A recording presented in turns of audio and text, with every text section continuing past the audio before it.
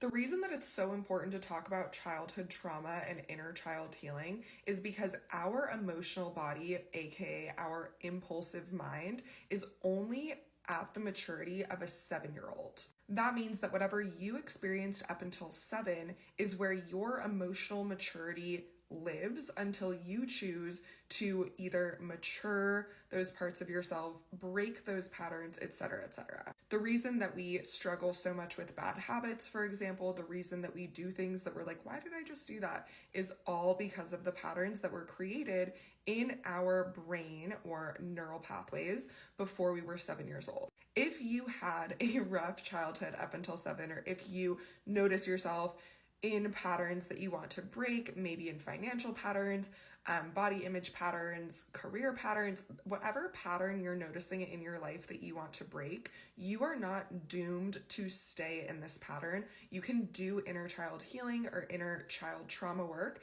and actually rewire your neural pathways and mature that part of your brain so that you no longer have those negative impulses. If you're someone who tends to rot all day or scroll and not know why you continue to do this, this is why. When our inner child is so uncomfortable, we will go towards that distraction just because we need a break from the discomfort. Your inner child might be feeling discomfort for a lot of different reasons. The 4 major causes of discomfort to our emotional body, aka our inner child, are rejection trauma, abandonment trauma, betrayal trauma, and injustice trauma. And experiencing any of these traumas before the age of 7 or even after the age of 7.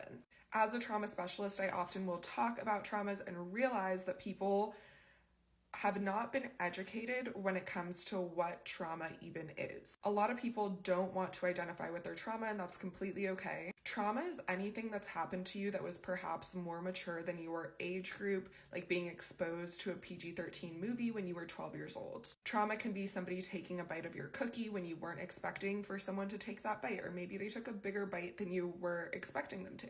Trauma can also be physical violence. It can also be unmet needs. And I have yet to meet any adult that is my age or older that has had their needs met in childhood. Up until now, the past generations have been saying things like a child needs food, water, and shelter, but we now know through neuroscience, through all of the advancements in medicine and technology in the past 25 years, that a human being actually needs things like physical touch. We need things like emotional mirroring. We need things like validation. If you never ever touch a baby, it will develop chronic illnesses. Babies need things beyond just food, water, and shelter. And most of us did not have those needs met. Most of our parents were very, very busy and were not able to get down on our level and really have the patience to work through every single frustration and every single emotion that we had in childhood. Many of us were told things like, don't cry, be a big girl, be a big boy.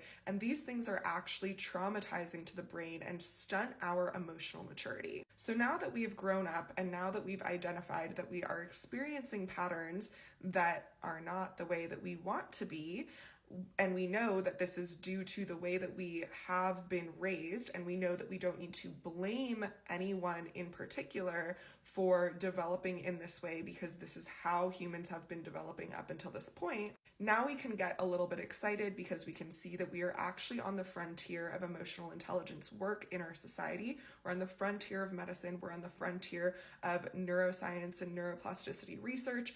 And right now, right here, you're going to get to implement some of this work into your life. Things like rejection, abandonment, betrayal, and injustice sound like such big and heavy words, and it might seem like you would know if you've experienced these sorts of traumas, but for many people, we don't. We'll start over here with injustice trauma because this is something that I see so commonly in my neurodivergent clients. Did you ever feel called to stand up for yourself or for somebody else? Do you ever feel called to go in between where a bully was bullying somebody? This is your attempt at making up for the injustice that you're seeing around you. And what this can develop into is a saviorship programming or patterning in your mind where you feel so much pressure to constantly be responsible for all of the injustices that you see around you at all times. Maybe as a child you saw ways that you were being manipulated, or maybe you were being lied to, maybe you caught someone in a lie.